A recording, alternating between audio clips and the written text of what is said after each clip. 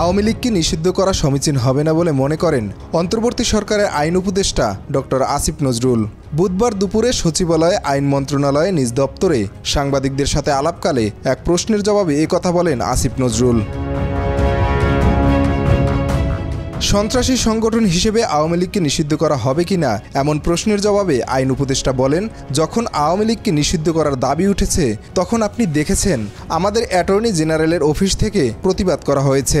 তাদের অপরাধের বিচার যেভাবে রাষ্ট্রীয় আইন আছে সেভাবে করবে।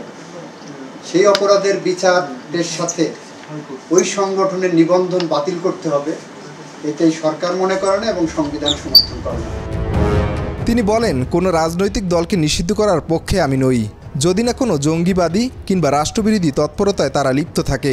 কোনো রাজনৈতিক দলকে নিষিদ্ধ করার পক্ষে আমি না, আনলেস আপনার যদি একদম সুশক্তভাবে জঙ্গি তৎপরতা, রাষ্ট্রবিরোধী তৎপরতা, কোট আন কোট যে বিভিন্ন পলিটিক্যাল পার্টি রেটরিক হিসাবে ইউজ করে সেটা না, সত্যিকার অর্থে সেরকম থাকলে তাও প্রচণ্ড সততার সাথে তদন্ত করে দেখে হয়তো এটা করা যেতে পারে। উপদেষ্টা বলেন, আমাদের সংবিধান অনুসারে সংগঠন করার স্বাধীনতা আছে।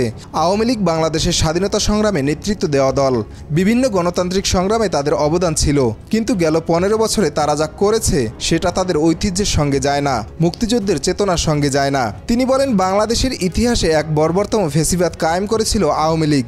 এই কর্মকাণ্ডের জন্য ব্যক্তিগত দায় থাকতে পারে, নেতাদের সামষ্টিক দায় থাকতে পারে, কিন্তু দল হিসেবে আওয়ামী লীগকে নিষিদ্ধ করা সমীচীন হবে বলে আমি মনে করি না। গত 15 বছর তারা যা করেছে সেটা তাদের ঐতিহ্যের সাথে যায় না, সেটা মুক্তিযুদ্ধের চেতনার সাথে যায় না। তারা বাংলাদেশের ইতিহাসে বর্বরতম এক ফ্যাসিবাদ কায়েম করেছিল। এই কর্মকাণ্ডের জন্য ব্যক্তিগত দায় থাকতে পারে, লিডারদের সামষ্টিক দায় থাকতে পারে। দল হিসাবে আওয়ামী লীগ নিষিদ্ধ করা দল হিসাবে মনে হয় না সমীচীন হবে। আওয়ামী লীগকে অনেকেই সন্ত্রাসী সংগঠন হিসেবে আখ্যায়িত করছেন।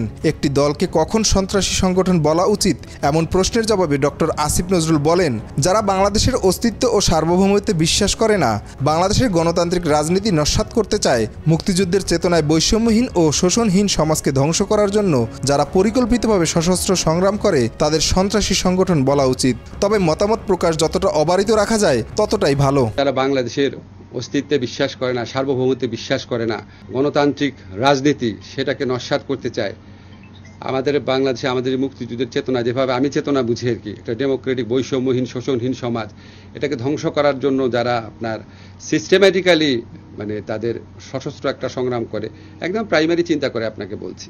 তবে আমি মনে করি যে মতামত প্রকাশের স্বাধীনতা যত অবারিত রাখা যায় ততই ভালো।